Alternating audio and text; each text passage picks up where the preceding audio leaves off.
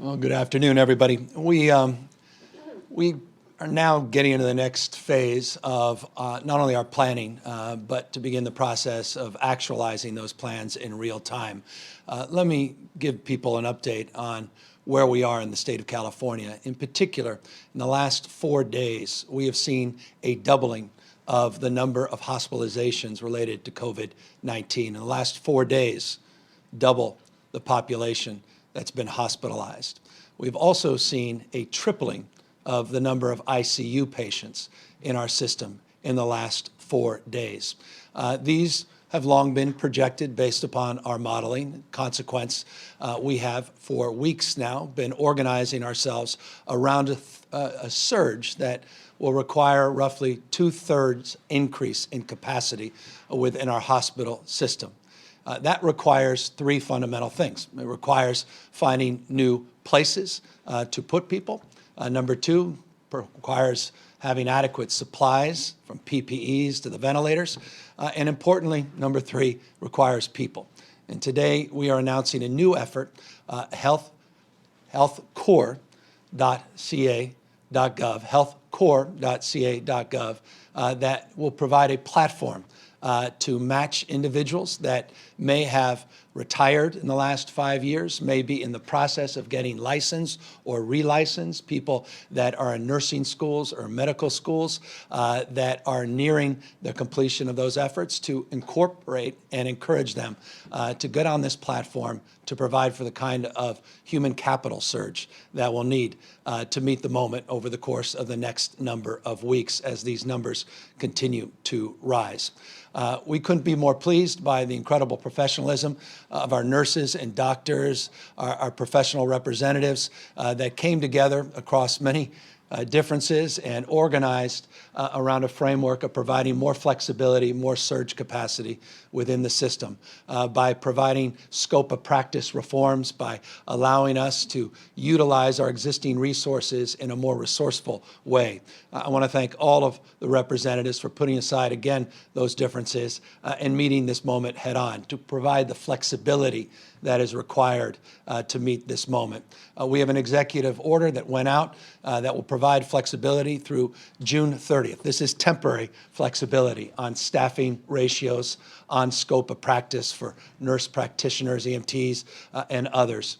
We are going out now to deeply find the kind of talent, though, that is necessary beyond the scope of practice changes and beyond the regulatory changes, and to make sure that we have the adequate workforce, looking for mental health experts, looking for more EMTs, more pharmacists, looking for more phlebotomists, looking for more experts in respiratory care and the like, technicians, administrators, doctors, nurses.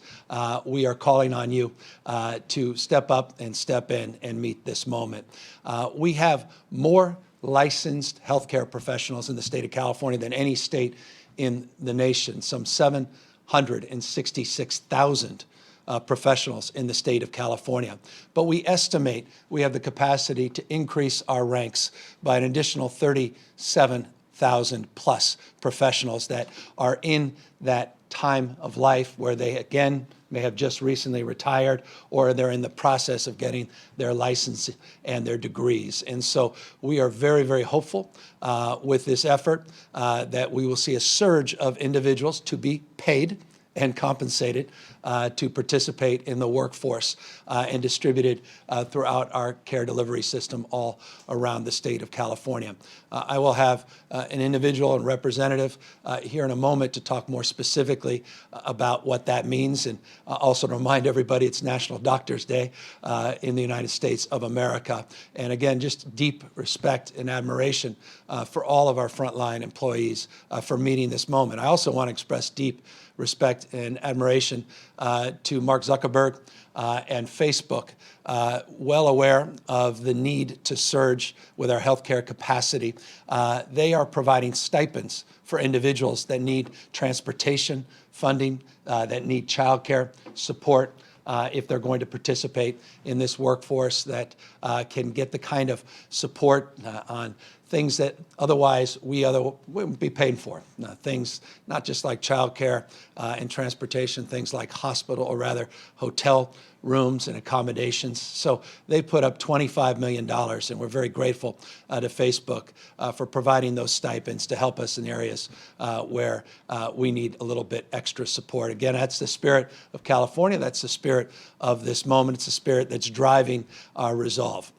Driving that resolve as well is the aggregation of all of these physical assets that have taken place and shape over the course of the last few weeks. From the USNS Mercy that now took their first patients just yesterday in Los Angeles, to the 2,000 rooms that will be surging from the support of the federal government, these field medical stations. We already have our Santa Clara operation up and running.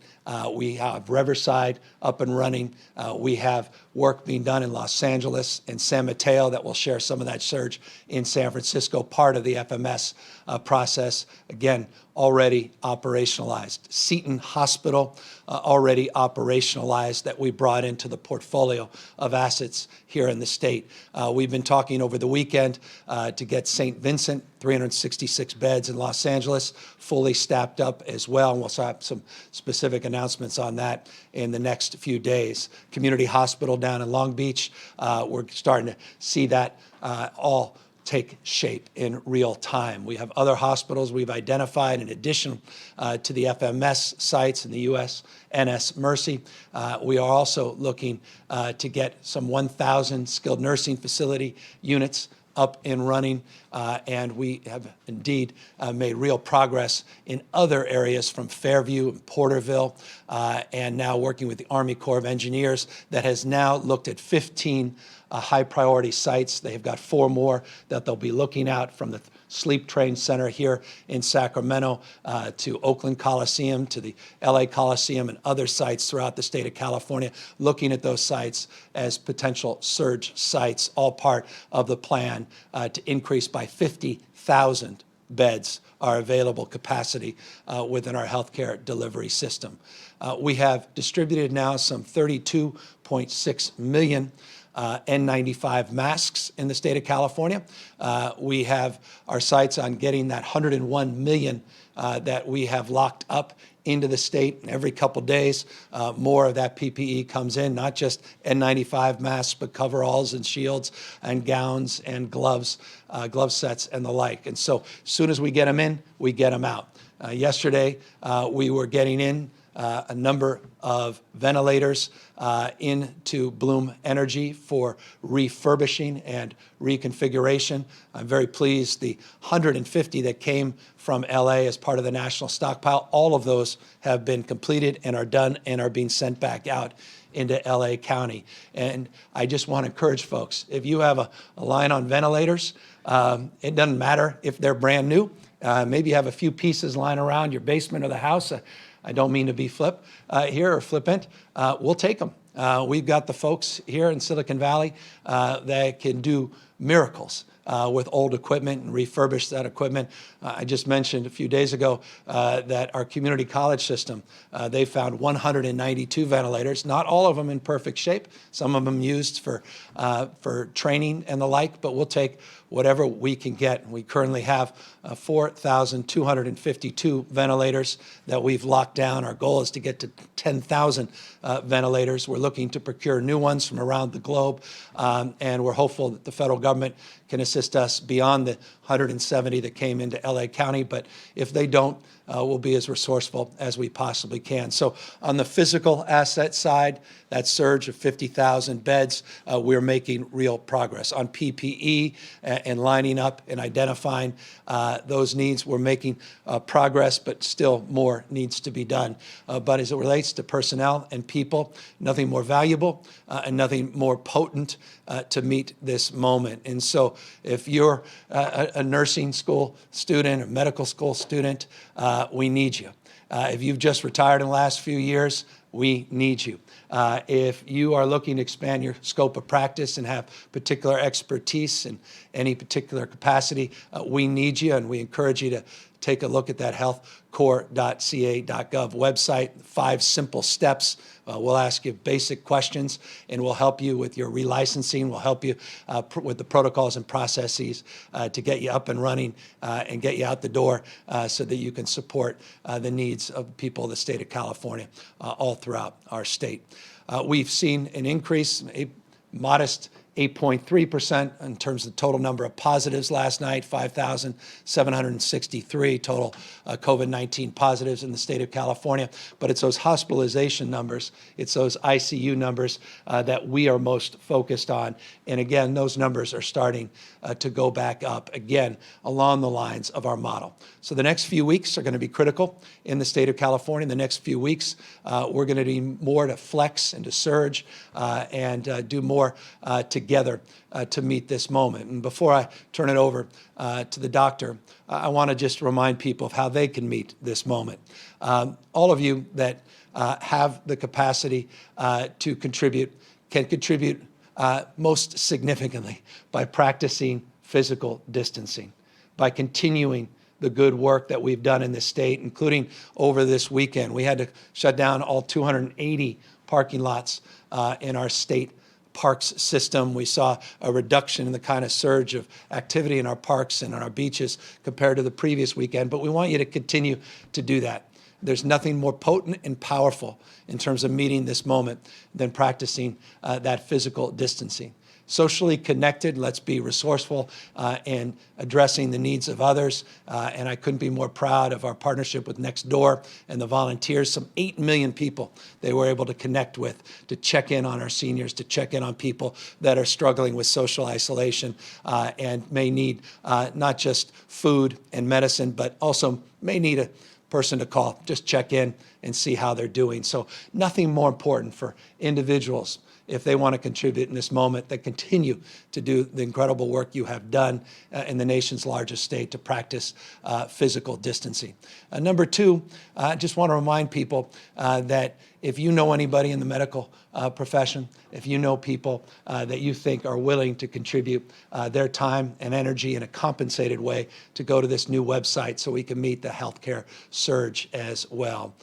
So partners, well, across the spectrum, private sector, Facebook, the public sector, with the incredible contributions of nonprofits and civic-minded individuals, will continue to row in the same direction, continue to meet this moment as we have in the state of California. In addition, and I'm happy to answer questions, we are significantly increasing our efforts on homelessness. I'm happy to go into details around that, but I want to now turn it over to Dr. Constant, who has been part of our partnership with the California Medical Association, working across the spectrum of healthcare professionals that helped us with guidance and was willing to, again, work with us to create the flexibility, to create the kind of licensing reforms that temporarily are needed to meet this moment. And I just want to thank Dr. Constant for that effort and her energy, and ask her to come to the podium and talk a little bit more about what we're looking for on the medical side for this surge. Doctor. Thank you. First, I wanted to take this moment to thank Governor Newsom and California's public health leaders for the swift action that they've had in terms of our physical distancing and our sheltering in place, because it is really helping the healthcare team. It's helping us, the time has really been crucial to help us learn about this new virus as healthcare providers, how best to treat it, and how to create the systems of care so that we're there and ready for the sickest when they need us.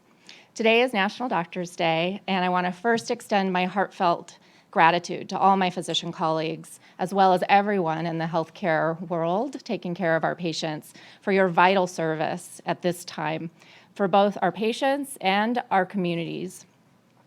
This crisis is already impacting thousands of physicians across California, not just those who are directly taking care of COVID-19 patients, but also the thousands of others whose practices have been forced to close over the past several weeks.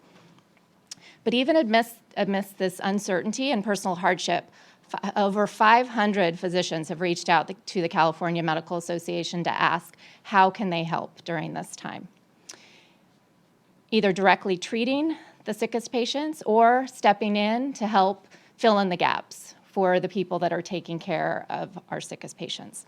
In fact, all members of our healthcare team are showing tremendous courage and bravery, continuing to treat patients even though they worry about the personal protection equipment that they need to keep them safe. I am very grateful to Governor Newsom for his intense focus on delivering the personal protective equipment to our workers who are on the front lines of this pandemic to ensure that California is doing everything that they can to protect our physicians, our nurses, and all members of the healthcare team.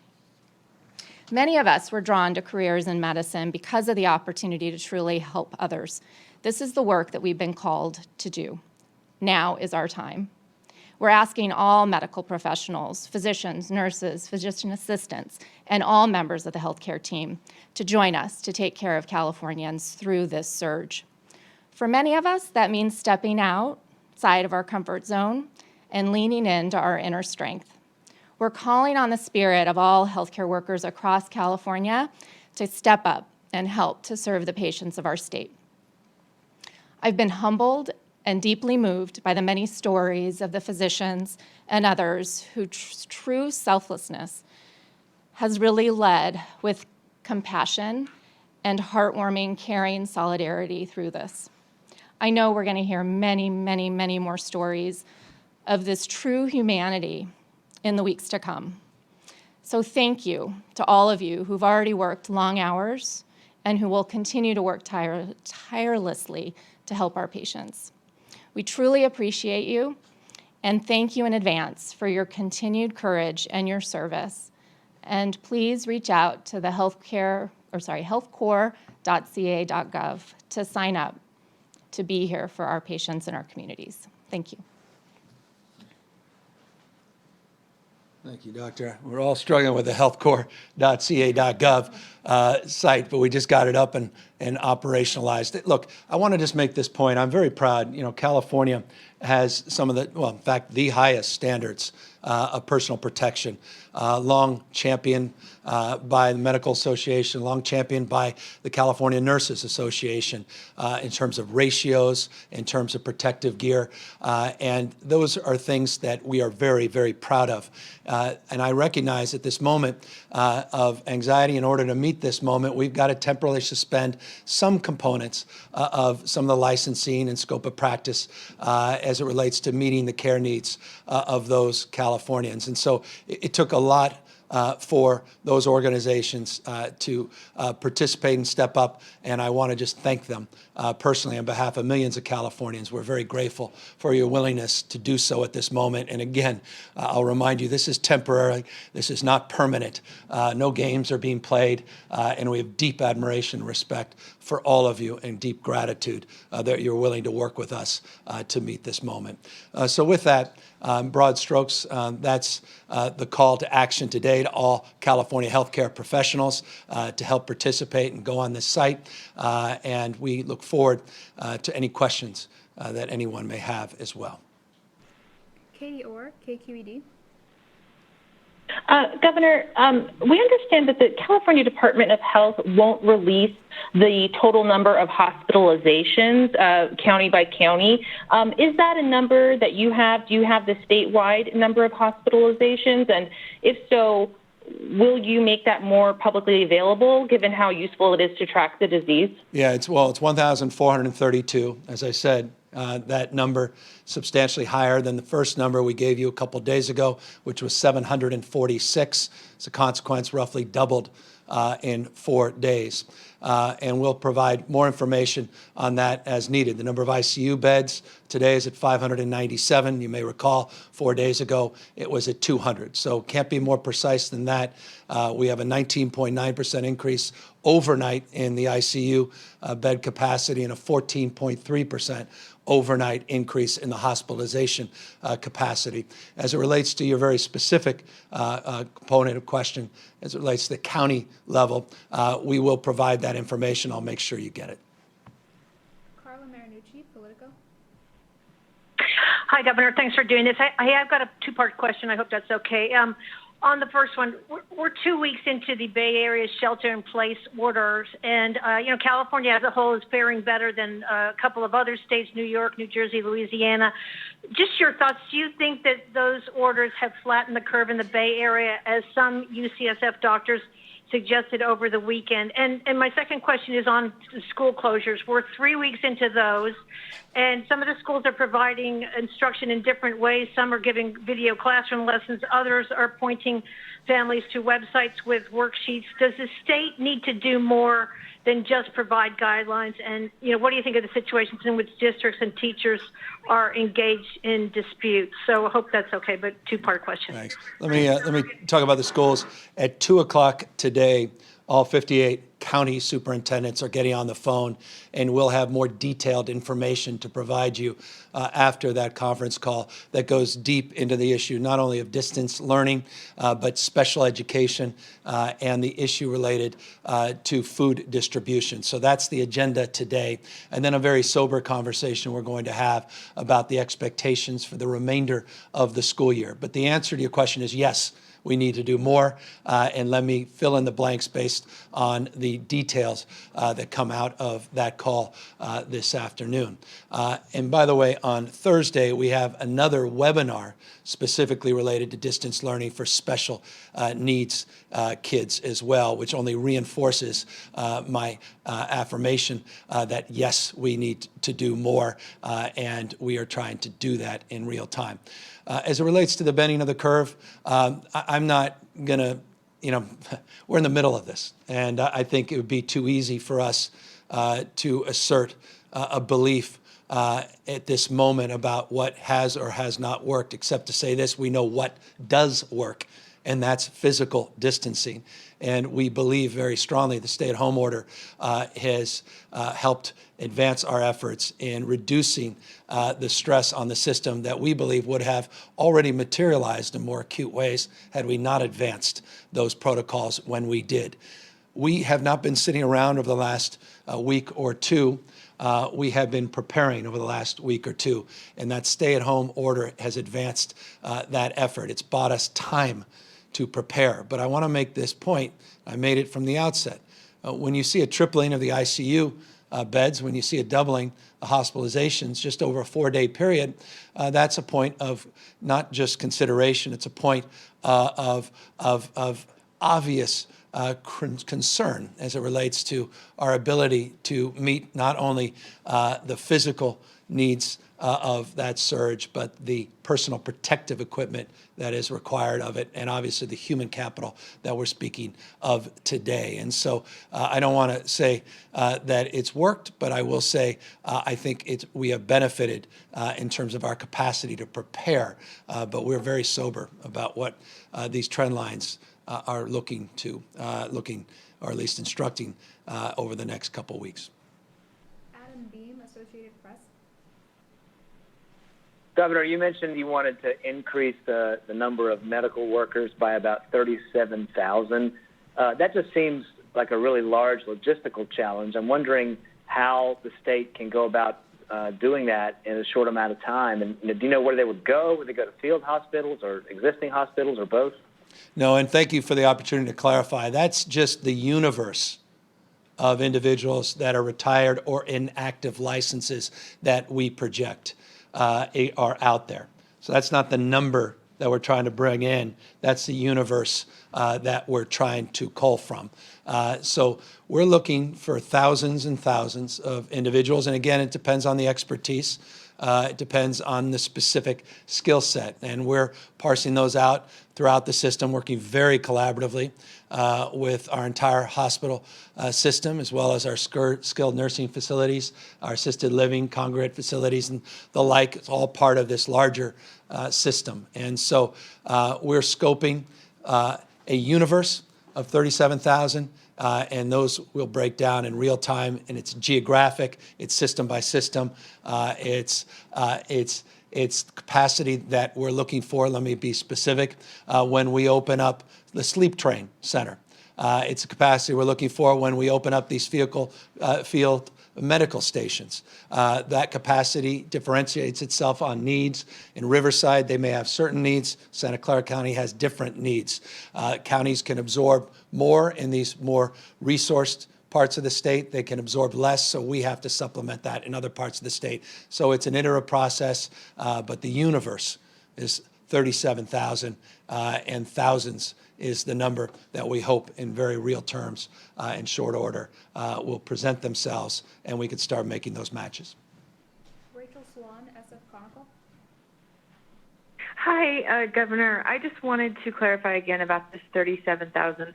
Would the nursing students you mentioned, would they be granted provisional licenses to practice? And then what would happen after the pandemic is over? Would they go back to school, or what would happen? Yeah, let me ask Dr. Galley to come up and can talk specifically about that. Sure. So our goal is to recruit both retired and active folks, people who have part-time roles now who can increase their hours. And to your specific question about students, depending on where they are in their training, we're obviously looking to people who were near graduation and fulfilling their degrees. So many are not able to finish those last few months because schools are out because of the COVID-19 response. So who better than those folks who are really close to being done to bring into the workforce now, essentially continue their clinical training with the support of experienced nurses or other health professionals that are in the same line of work that they will be, and invite them into the work. And depending on where they were and how many months they are surging, we will have to work with our licensing boards to determine whether they've completed enough of their training to get fully licensed on an ongoing basis, or whether they need to return back to the classroom and their clinical rotations to finish up and get their license down the road. Next question. Angela Hart, Kaiser Health News. Hey, Governor, thank you for taking our questions. We wanted to ask, so looking at your projections and the modeling that you all have done, when do they indicate that the state could be reaching the capacity in terms of the hospital beds needed? When could they be overwhelmed? Roughly, if you can't provide a specific date, when roughly would that happen? And then just one more thing to tail on the end of that is, we're wondering if the state's plans to expand capacity are being done in addition to what individual hospitals and hospital systems might be doing, or is it spearheading the across-the-board response? Just on that, we are working hand in glove within the system. I'll remind you, roughly 75,000 licensed beds in the state of California. We requested a surge of the system, 50,000 beds, 30,000 of those a requirement within the hospital system themselves, which represents roughly a 40% surge. And so that's actively being advanced within the hospital system itself. We are required for the additional 20,000 to go out and access and resource additional capacity. As I said, USNS Mercy is part of that. All of these field medical stations are part of that, and all of these other hospitals that we're bringing online, Fairview, Porterville, and these other assets that I referred to that the Army Corps of Engineers and others are looking towards are part of those 20,000. So that's an integrated strategy within and externally outside of that system, but all being coordinated through the folks here at the State Operations Center. As it relates to your other part of the question of when we're seeing peak, that's determined on the basis of our personal behavior. That's determined on the basis of abiding by the stay-at-home order, making sure essential versus non-essential business is being conducted, and on the basis of our modeling and projections over the last weeks, not just those 4-day period that I gave you as a snapshot. I can just say this without getting into the specifics and showing you a chart of a worst-case scenario or a best-case scenario and having people run with those things, that over the course of the next few weeks, we are very confident that in the aggregate, and that's a distinction, in the aggregate, that we will be able to resource the needs both physically and if we're successful with the health core.ca.gov efforts with the human resources. In addition, though, I continue to make the case that PPE and the supply side of this continues to be a challenge. Despite the 32.6 million N95 masks we put out, tens of millions have already been requested of the state throughout our system and beyond the system. As you know, this is a huge issue for our grocers, a big issue for those that deliver the groceries, and many others that are also looking for personal protective gear as well. So we need more work there, resource on the health and human service side. But over the course of the next few weeks, I have some confidence in our capacity to meet the moment. Dr. Galley can help fill in and amplify or redirect consideration to what I may have just said. Governor, you hit it right on the nose. I think at the moment, the modeling that we show and where we are with our projections and actuals is that our current efforts around surge meet the moment, and that we're able to take care of anybody who needs a hospital bed today, anyone who needs an ICU bed or needs a ventilator, and our efforts to increase staff, increase beds, increase supplies are on track to continue to meet that for weeks to come. And just to reiterate what the governor said, that as we continue our physical distancing efforts, that those are going to help us change what those curves and lines look like. So to continue supporting our neighbors and our communities to do that well is of utmost importance. And I know it's an old mantra, decisions, not conditions, determine our fate and future. Decisions, not conditions. So I don't live on the basis of economic forecasts any more than healthcare forecasts. I live on the basis of our capacity to bend curves, to change expectations by changing behavior. And that's why what Dr. Galley said is so foundational, so incredibly important. The power and potency we have as individuals to radically change these projections. It resides in each and every one of us, in each and every decision we make each and every day. And that social pressure we're seeing out there for people to do the right thing is the most powerful enforcement tool we have. And we'll continue to use that as our moral authority is advanced all throughout the state of California. And to the extent we have to exercise our formal authority as it relates to licensing and business revocation because people abuse it, in law enforcement, we will. But again, I'm just incredibly blessed and pleased to live in a state where so many people get it and increasingly are getting it done.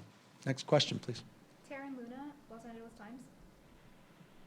Hi, Governor. I have a two-part question. So one is, based on your community surveillance testing and your modeling that you've done today, how many people do you think are infected with the virus in California?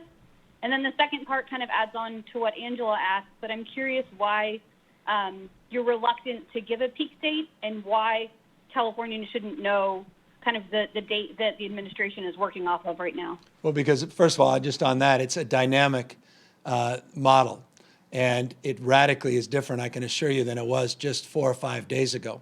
And if we had a model that I can more confidently say, based on all of these conditions and everything being static, then we would provide it to you. But I can assure you, we are running those models in real time. And remember, these models aren't just on the basis of current infection rates or the community surveillance and the testing. It's also on the basis of movement. It's a basis of all these inputs. We mentioned this a few weeks ago, working with Esri, working with Blue Dot, working with Facebook, Apple, and others. We have our modeling that is done on a daily basis based upon these patterns, as well as patterns across the rest of the country and around the rest of the world. More specifically, though, Dr. Galley can fill in a little bit more in terms of making sure that you're satisfied that we are providing that information in real time and give you a sense of preview of our thinking as it relates to making more public those best and worst case scenarios. Sure, I'll come back to a number that the governor uses frequently, which is our 50,000 additional beds. That number is based on the model. So we are preparing it. We call it our phase 1 number because we know that depending on how we perform with our physical distancing efforts across the state, that number is tracked towards an expectation that we meet this moment with physical distancing, and that's what we're going to need based on our models. We project that we will need that towards the second half of the month of May, so we are very busy trying to build towards that. That includes at least an additional 10,000 beds in an ICU setting with ventilators to be able to support that number of patients. So those are the numbers we are certainly working towards. It does not mention the total number of people who are infected or who test positive, because that is highly dependent on our increasing work to bring on testing.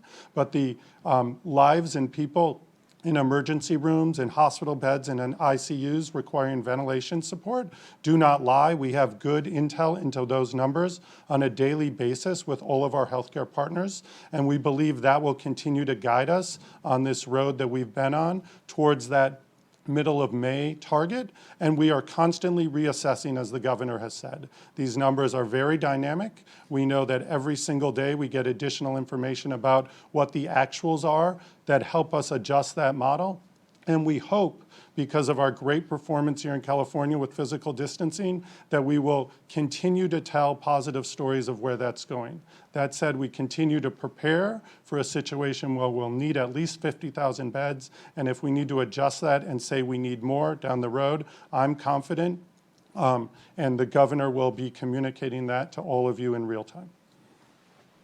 I should just note on the modeling, one of the areas that is also dynamic is not just on the surge modeling, but the slack of the system within the system, meaning the hospitals have done a magnificent job as it relates to reducing the number of elective surgeries and reducing the total census within the hospital system to a degree that, candidly, in our original models, we did not anticipate. It just goes to the incredible capacity within this system to prepare for this moment. And so as a consequence on the surge, that slack, that number phase one still remains around 50,000 despite all the other changing conditions in and around our modeling. Hannah Wiley, SACB. Hi, Governor. Thanks for taking questions. Can you more explicitly explain how far the executive order goes in terms of suspending the rules? What exactly are you waiving with respect to staffing ratios and scope of practice? Good. I'll let Dr. Galley, who helped prepare it, answer that in more detail. So essentially, we, on two fronts, I'll mention, it does mention the ratios and allows us to work with our facilities and our labor partners to move beyond our current ratios, whether that's for nurses or other staff positions, so that we can meet the demand in our surge facilities and existing hospitals.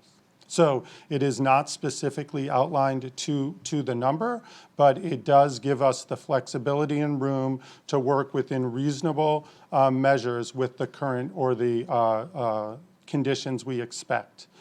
In regards to who we are inviting back into the workforce or accelerating them into the workforce, there are a number of things that have to do with who can get licensed, how they can reinstate their license, and being flexible and waiving some of those tried and true conditions that allow us to, for example, somebody who's been out of the workforce for just under 5 years or 5 years and less, to allow them to come in immediately to meet the surge demand on health workforce. So it's both in the areas of staffing ratios as well as allowing individuals to come into the workforce that are currently not there but do have the capability of being licensed very quickly.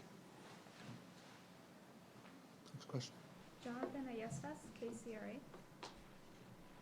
Hi, Governor. Thanks for taking questions. Wanted to see if there were any updates on numbers for testing kits, as far as how many are available to the state for those testing for COVID-19, how many are needed, and what the backlog is for pending tests right now. Well, the biggest backlog is swabs. It's now the principal limiting factor of our ability to increase tests throughout the state of California. Swabs, as well as the media to transport the swabs. We continue to need, though this becomes less of a restrictive reality, the reagents, the RNA extraction kits, but for some of the other older protocols, old by standards of days, not just weeks, we obviously see the need for more of those reagents and RNA extraction. That said, the new throughput technology that's coming on, all of the announcements you've heard in the last 24, 48 hours, including this morning, there is not a company that has been referenced either by your own reporting or someone else's that hasn't been in contact with us, that we're not in contact with. But I want to caution folks on this. The scalability of some of these promoted testing protocols, 10-minute home test, 45 minutes, whatever it is, the scalability is not there as advertised. And I say this because we're practitioners of this. We have the resources, and we're deeply engaged with these companies. They have many parts, but they are missing some others in order to adopt and strategize the kind of scale that is being promoted and people are demanding and deserving of. The answer to your question is we need exponentially more testing throughout the state of California, and we've been looking at advanced conversations on looking at blood-based tests, looking at the antibody frame, which is all part of our strategy to get people back and move from dealing with this crisis head-on to coming back into some semblance of normalcy. And those protocols and those processes, those negotiations are happening in real time. I mentioned just yesterday we were down, or day before, at Bloom Energy. Right next door to us was one of the, a well-known, at least well-discussed company in that space. They're a California-based company. We're engaging them along with many, many others. I don't know if, Doctor, you want to amplify this a little bit more, but this is in real time 90% of what I think Dr. Galley is doing. That is the case. We are working with just about every testing entity that we can reach out to figure out what they can provide California. We know that it's not going to be a single solution, as the governor said. There's not one company or one strategy that's going to make a difference. We continue to work on the PCR tests, which are the ones that I think many people are familiar with, and now moving into the serologic testing zone to allow us to bring on another modality to meet our testing needs across the state. We continue to work very hard to make sure that people on the front lines, our healthcare workforce, our first responders, get the testing they need to feel safe and confident that they can be with their families and continue to work. And additionally, that we get patients in the hospital who we aren't sure if they are COVID-19 positive, but we suspect they are based on their symptoms, the test so that we can take care of them in the safest, most efficient way. So all of those priorities notwithstanding, we continue to grow our testing capacity, both that's sponsored and supported by the state, but those efforts that are happening locally, county by county, system by system. And we're here to fill in those gaps, supporting those systems to be able to scale on their own, so that together the local story with the state story lifts up an enormous amount of testing available to all Californians, so that our projections can be validated and we can look into the future with a little bit more information. And just to provide a little bit more information, it's not just the specimen samples, it's not just the diagnostics, it's how long the diagnostic process is taking. The number of pending tests out there is extraordinarily frustrating because of the delay in getting that information back into the system, into the patient's inbox. And so tens of thousands of tests have been conducted, but we do not have the results yet. And that's the number of PUIs that we reference, people under investigation within the hospital system in our ICUs, that we have made public over the course of the last few days and will continue to make public, but also more broadly, men and women that are watching, first responders and frontline employees that deserve to know those test results. You're hearing 6, 7, 8. I heard example of 12 days, one case, to get those test results. We need to see that improved as well. Final question, Elizabeth Aguilera, Cal Matters. Thank you. I wanted to ask just if I could do a two-part question. The first question is, their health course site that you're talking about says that this is going to be paid for and that physicians or other healthcare professionals who sign up will be paid, malpractice insurance will be covered. Can you discuss if the state's going to be covering that, if the entity that you send folks to is covering that, and what is the estimated cost or the budget line for that, at least now, not knowing who or how many people might sign up? And then on the second question, maybe for Dr. Galley, is can you be more specific regarding changes to scope of practice, especially regarding nurse practitioners and physician's assistants, because other states have been giving independence to those professionals, and there's also been discussion, in the legislature for several years regarding that as well. Well, we're providing the temporary flex in that space through June 30th, and those conversations we're all intimately familiar with in the state of California, particularly with our nurse practitioners. But this order does provide that flex through June 30th. Let me speak about the costs. The costs are being borne in a myriad of ways within the system, by the state, as well as the federal government. FEMA and their reimbursement processes, obviously the federal support that we're receiving will help us with those efforts. The cost, though, we will address and is being processed in real time. And I can assure you cost is not the issue from my humble perspective. We are always mindful of costs, and we do not believe in waste or abuse. And by the way, let me talk about abuse when it comes to procuring PPE. The scams out there are real.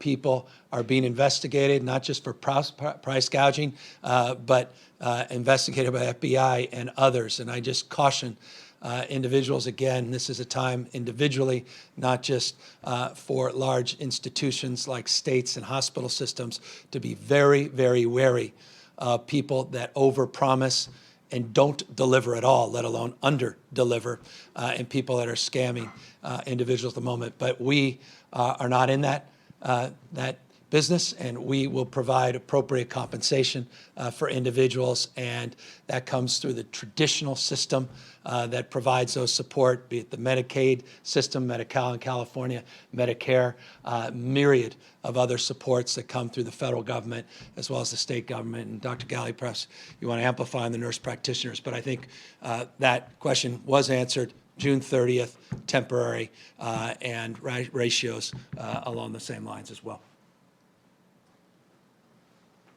Yeah, the only thing I would amplify is that we set dates around this, and we are always looking at whether those are the right dates based on the conditions on the ground. And as the governor said, this is not, there is no effort here to extend beyond our surge need any of these flexes or rule changes, because we are sensitive to the ongoing conversations with a number of people who are here with us now and haven't been as much in recent days, that these are decisions that Californians take very seriously, that we work hand in glove with our legislators and our trade organizations to make in this unique situation where we are prepared to meet the needs of thousands of Californians. Tens and thousands of Californians needs this now, and we will be looking at it over the weeks and months to come. Thank you. So that concludes this conversation. We look forward to many more in the next couple of days. Let me just make one closing statement. I just want to thank our partners at the county level and the city level, Darrell Steinberg, among many others, Mayor Liccardo and Mayor Garcetti, Mayor Libby Schaaf. I can continue, Mayor London Breed, others that have been active in trying to get resourced through the state's procurement of hotel rooms for homeless individuals. We're up to over 5,000 hotel rooms now that are available at the county level, at the city level. We recognize we need to do a lot more, some 5,491 rooms to be precise. We're getting those trailers out, but we don't want to get them out until we have the support services overlaid. We'll be meeting with CSAC on the phone teleconference today to talk more, our counties, about how they can continue to support the most vulnerable Californians out on the streets and sidewalks. Again, top priority for us, and we recognize we have a lot more work to do in that space as well.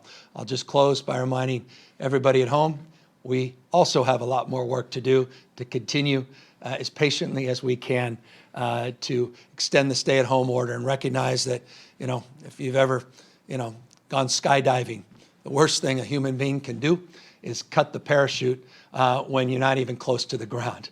We're not yet close to the ground, so let us not run that 90-yard dash. Let's continue to follow through on the incredible work that's been done and the commitment that we all have to meet this moment head on. Take care, everybody.